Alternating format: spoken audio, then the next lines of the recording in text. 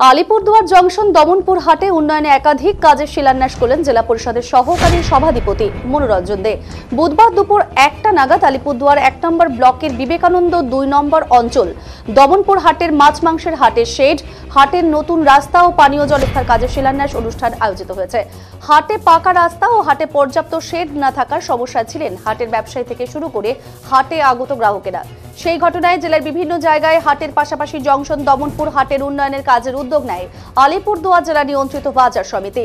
রাজ্য কৃষি বিপণন পর্ষদের সহযোগিতায় এদিন হাটের কাজের সূচনা হয়েছে। জানা গেছে 1,62,00,000 টাকা ব্যয়ে এই হাটের পাকা শেড তৈরি করা হবে।